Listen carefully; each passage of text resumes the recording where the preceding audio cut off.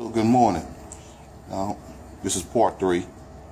I'm going to continue on with the reading of the law, and I'm going to read it to completion. I don't know how many parts it's going to take. It takes what it takes. But I'm getting my job out the way so we can move forward. Here we go. So I left off at Exodus 22 and 10. And it again explains how the owner of the property shall accept the oath, and he shall not make it good because he lent some property to his neighbor.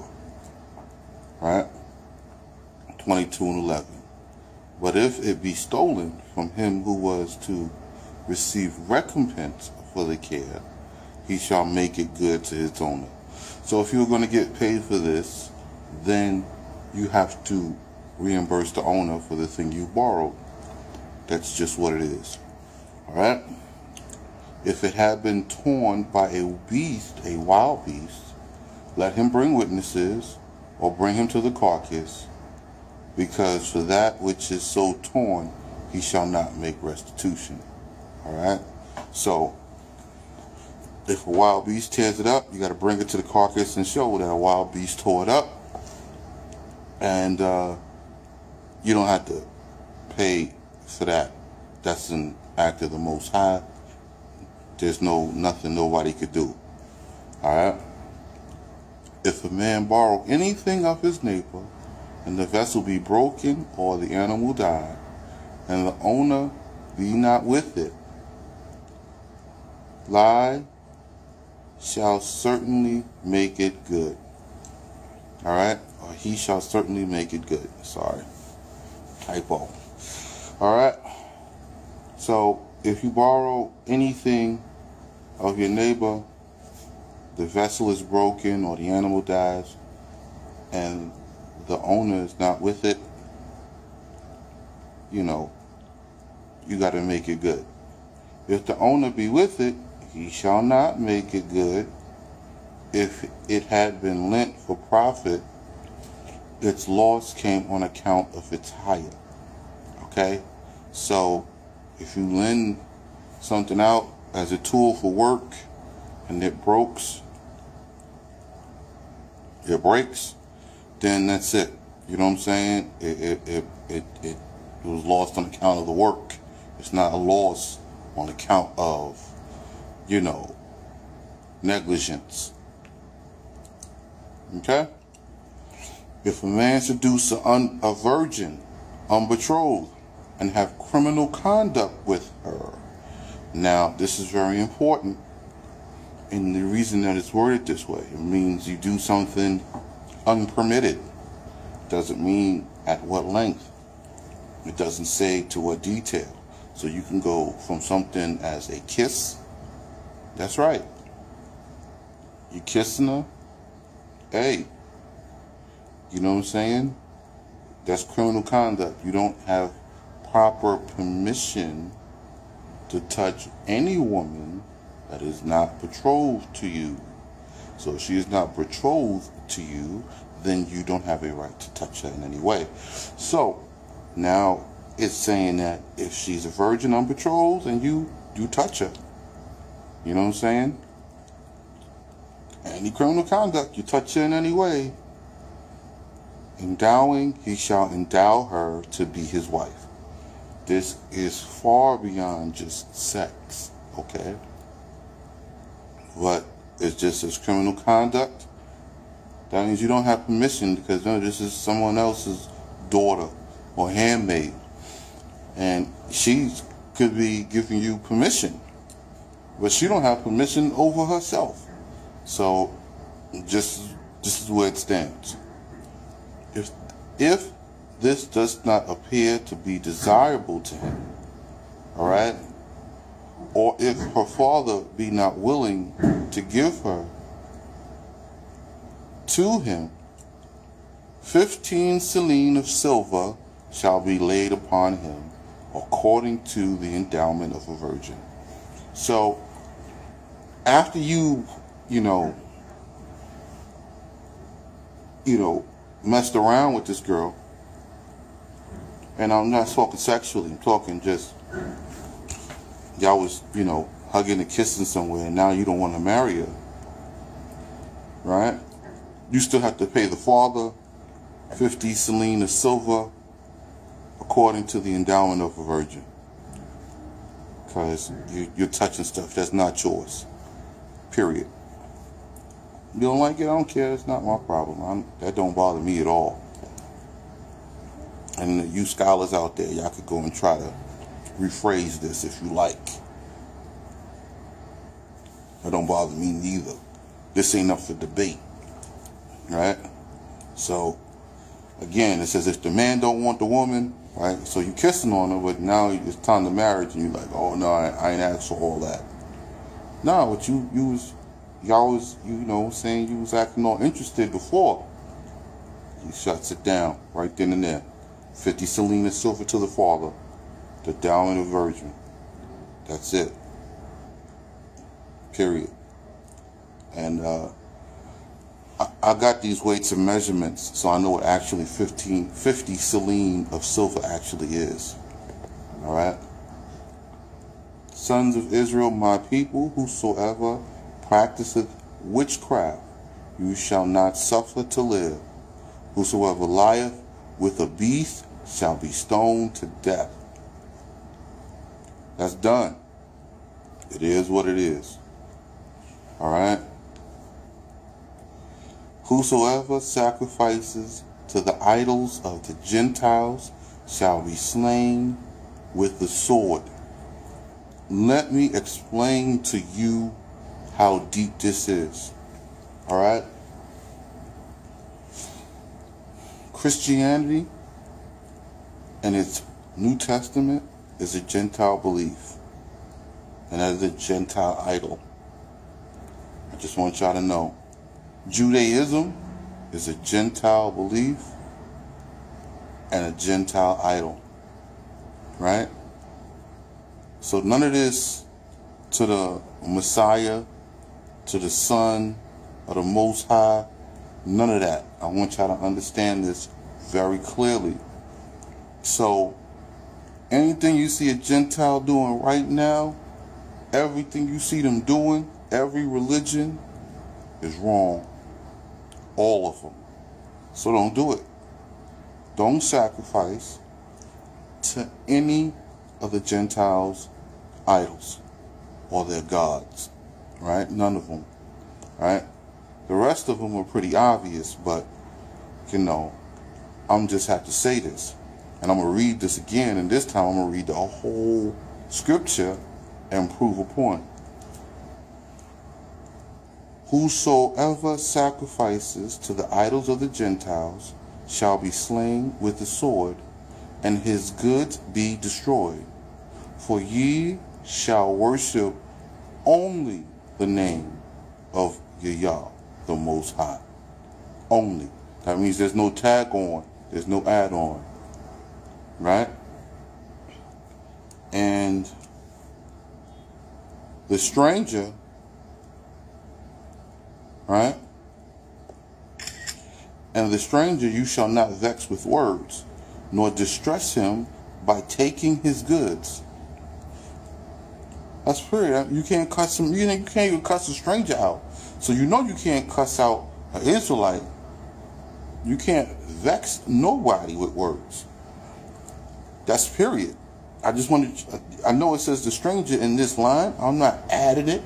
But please understand, if you can't treat a stranger a certain kind of way, you certainly can't treat an Israelite a certain kind of way. That's period. So you're going to come here, you're going to be brotherly, you're going to be sisterly, and this is what it is. And if you don't know what that is, we're going to take time out, and we're going to learn it step by step when you get here. Because if you don't get here, you dead. I know you died. It's all right. I understand. All right? Remember, sons of Israel, my people, that you were strangers in the land of Mitzrayim, in the land of captivity. All right? You shall not impoverish the widow or the orphan. That's period. Widows and orphans, you don't take their stuff from them and make them poor. Right? if they have an inheritance, you have to help that child and raise them to take care of his property and his goods. Period. Right? So widows and orphans, don't impoverish them. Don't take their money. Don't take nothing from them. If thou impoverish her, beware. For if they rise up and cry against you in prayer before me, I will hear the voice of their prayers and will avenge them. Woo! And my anger will be kindled, and I will slay you with the sword, and your wives shall be widows, and your children shall be orphans. The Most High is not playing with you, Israel. So please come back and understand. Don't mess with widows and orphans, man. Teach them, train them, help them. But do not impoverish them, and do not do anything against them, because if they pray against you, the Most High, it says his anger will be kindled, and the Most High will kill you with the sword. Don't act like the Most High is not, capable of killing. All right? Because he said he will. And your wives shall be widows, and your children shall be orphans. So, again, this is what it has to be. If thou lend money to one of my people, to one of the humble of my people, thou shalt not be to him as an usurer. Okay? Neither lay it upon him that there shall be witnesses against him, or that he gives pledges, or equivalents, or usury. So if you lend money to your brother, that's it. The amount you gave, you loaned him, is the amount he pays back. It's nothing extra. That's it. He can pay you back in installments over time.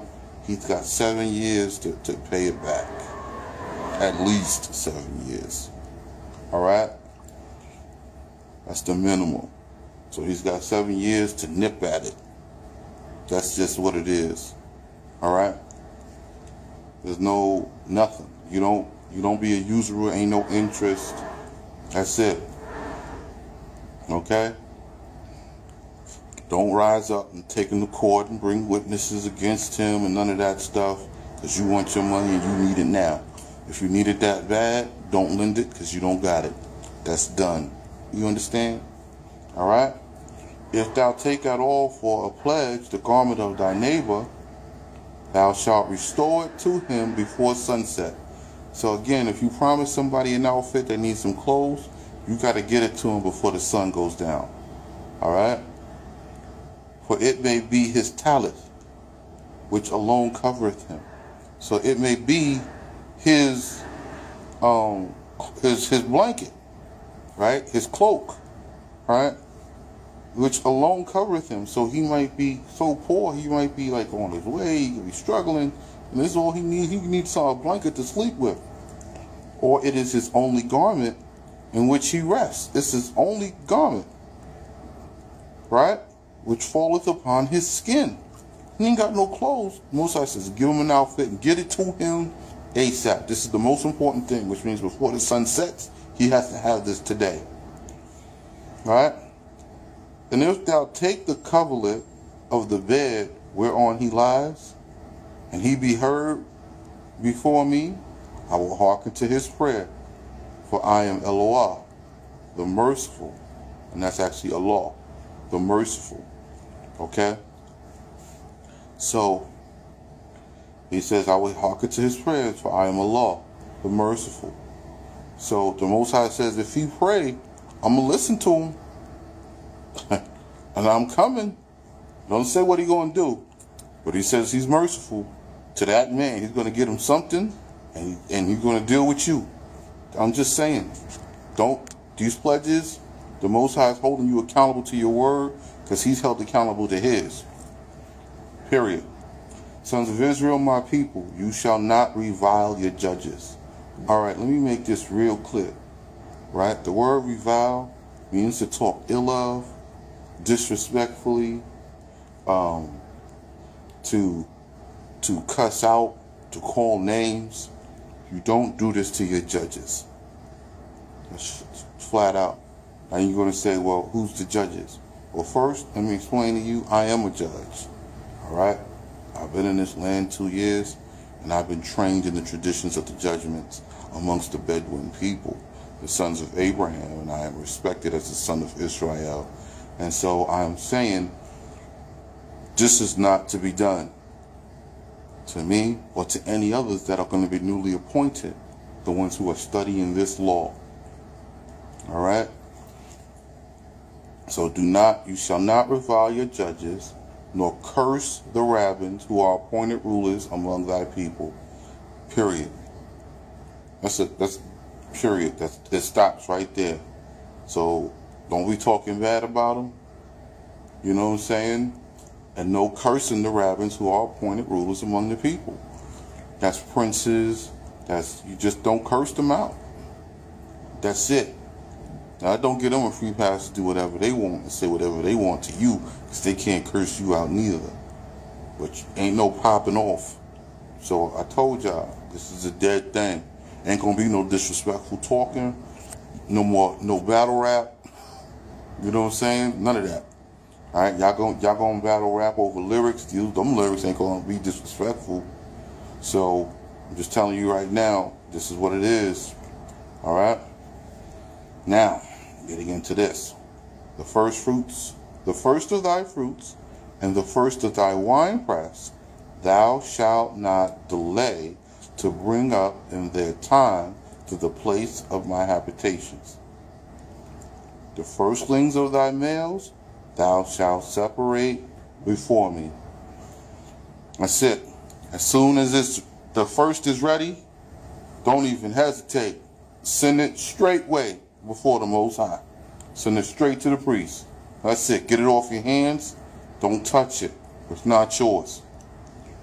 So shalt thou do with the firstlings of thy oxen and sheep. 7 days it shall be suckled by its mother, and on the 8th day thou shalt separate it before me.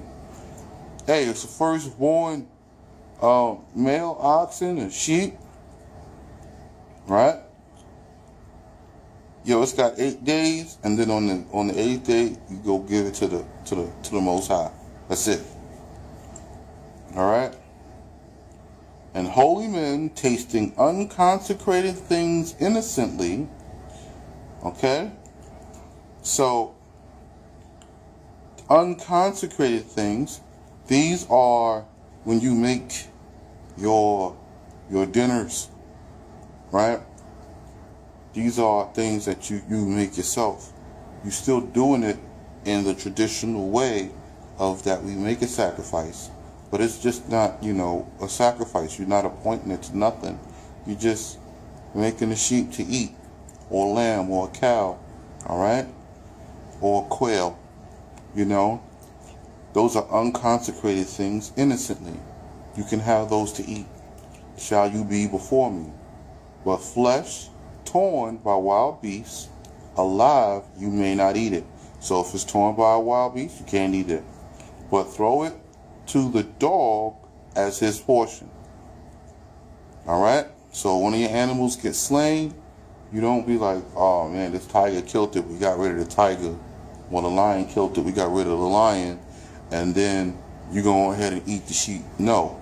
You give it to the dogs.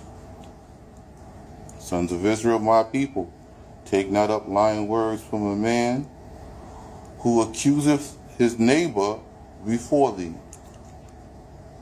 Don't do it. Don't get in with a neighbor don't get in with somebody who's accusing his neighbor before you, in front of your face. If he's like, yo, this guy's no good, he's da-da-da-da-da-da-da. Says, don't take up lying words with him. Don't do it. Nor put thy hand with the wicked to become a false witness. See? Told you. You got to say it twice to make sure you clear. Don't do it. Don't get in with somebody to become a false witness and say this and, oh, you know what I heard. Don't do it. Don't do it. Sons of Israel, you shall not go after the many to do evil. I don't care how many people it is.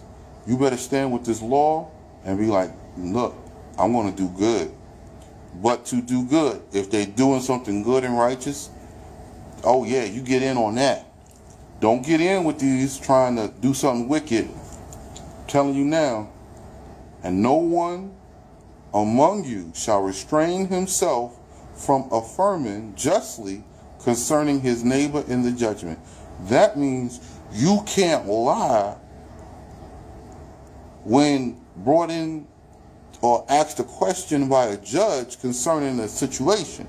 You have to say exactly what you saw, and you have to tell the exact truth of just what you saw. Don't add nothing and don't hold nothing back. Right? Okay. By saying, behold, the judgment sides with the many. So the judgment doesn't side with the many. So I don't care how many people you could get together to say, see, I have all these witnesses and this is the story, and y'all all got to corroborate it. No, that ain't gonna work. That don't work here. Don't try it. Don't. I'm just warning you. All right? And to the poor man who is guilty in his cause, thou shalt not be partial.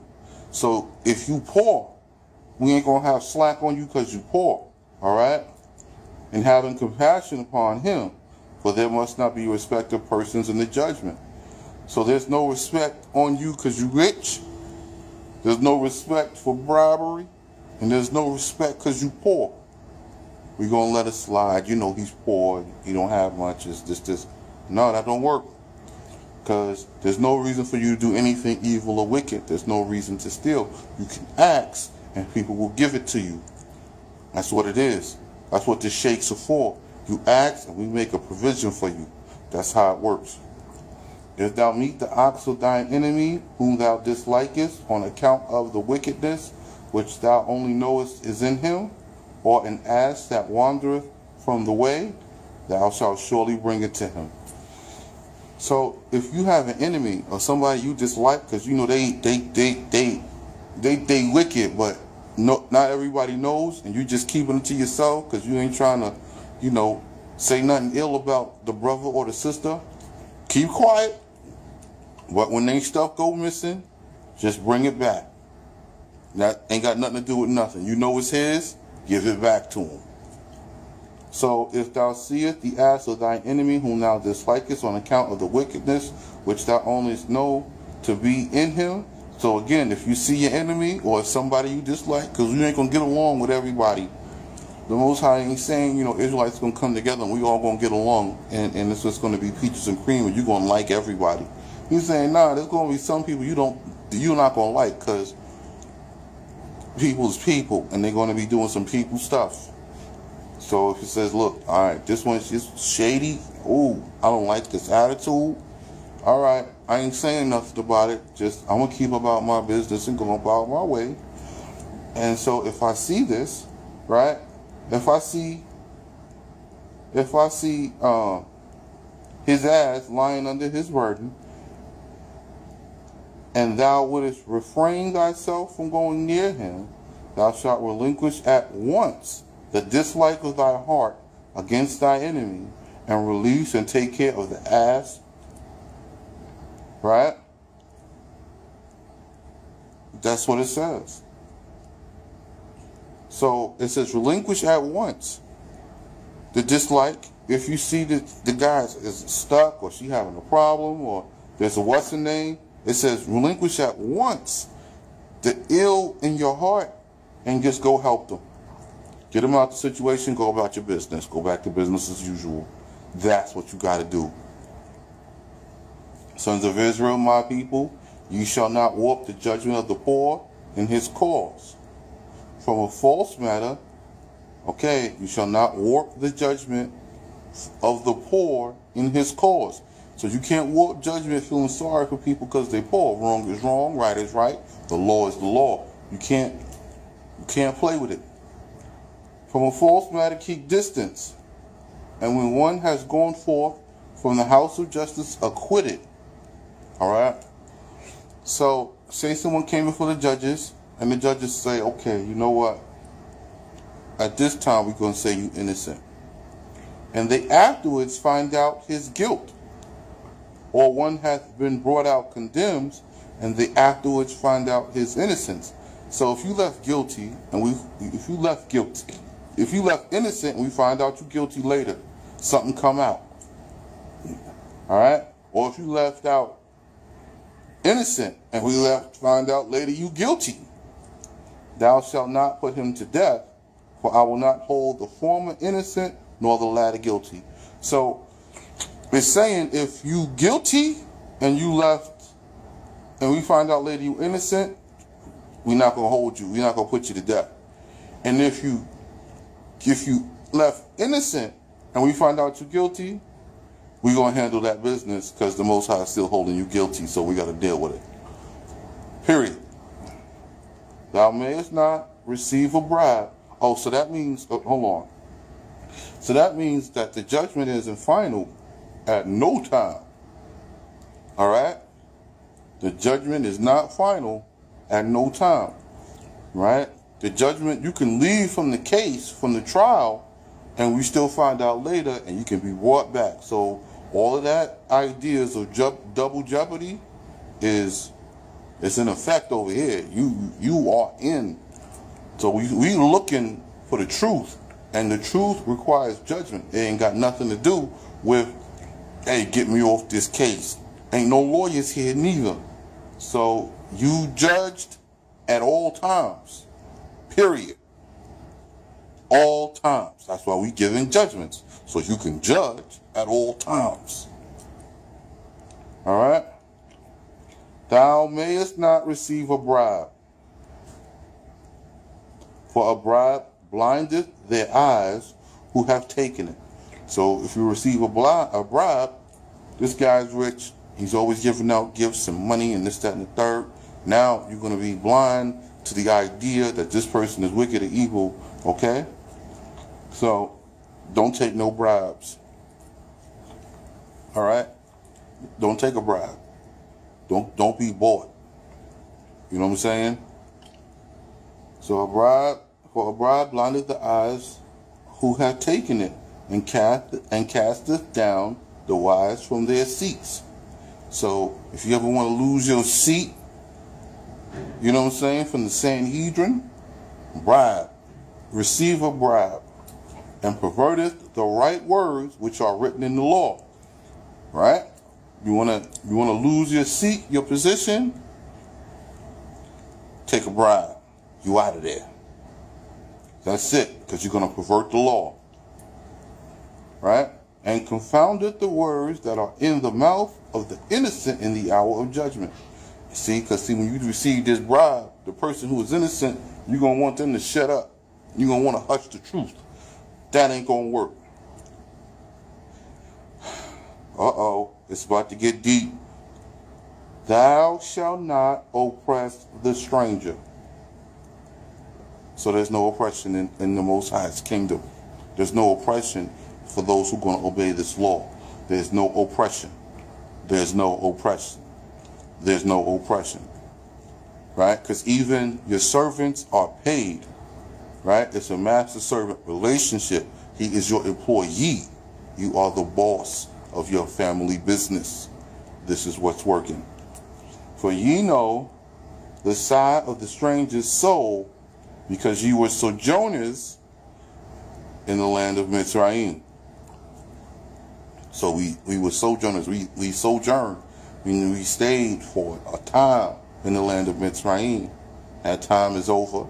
400 years is up. And now we heading home back to our land and our property, and we're going to take it back. Ain't got nothing to do with nobody else's business. It's just what it is.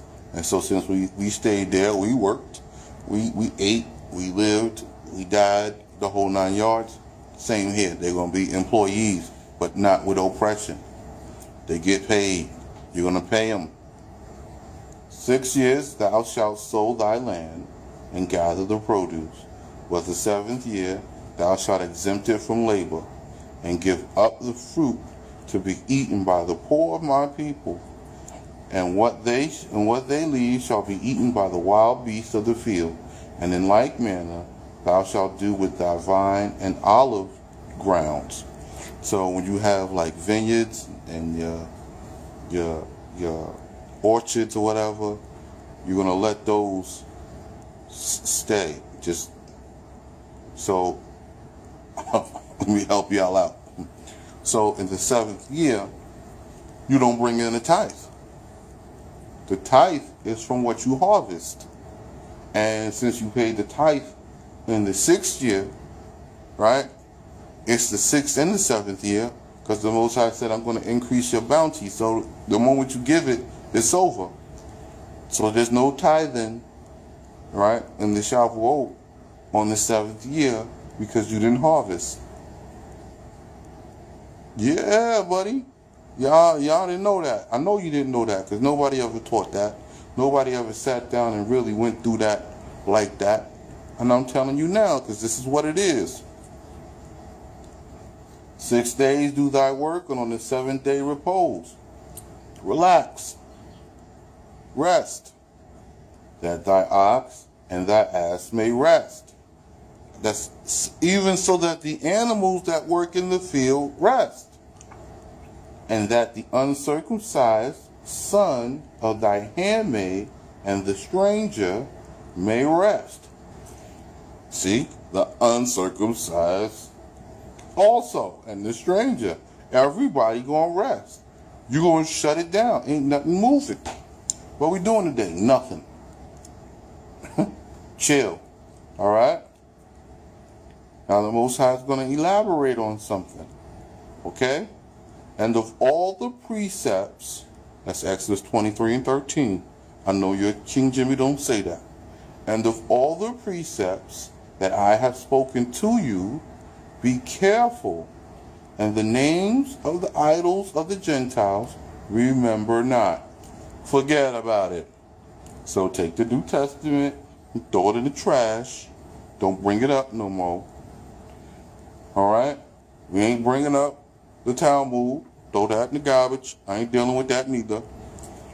We're going to stick to the law and the Most High and His name, and that's it. I don't want to hear nothing about India. I don't want to hear nothing about the history of China. I don't want to hear nothing about the history of Russia. I don't want to hear nothing about nothing. Don't talk to me about no religion. I don't want to hear it. Nor let them be heard upon your lips. So you can't even say it. So it says don't remember them. That means I don't want to talk about it. I don't want to hear about it. And it says don't let them be heard upon your lips. Don't mention it. Don't bring it up. So I don't want to hear about Babylon. I don't want to hear about Egypt. I don't want to talk about none of that. I don't want to talk about it. Okay? I don't want to hear about it. I don't want to remember. So he says don't remember it. I don't remember it. I don't want to talk about it. 3 times in the year thou shalt keep festival before me. Alright? So I'm going to pause the video here. Or I'm going to stop it. And then I'm going to post it up. I'll see y'all in 2 and 2.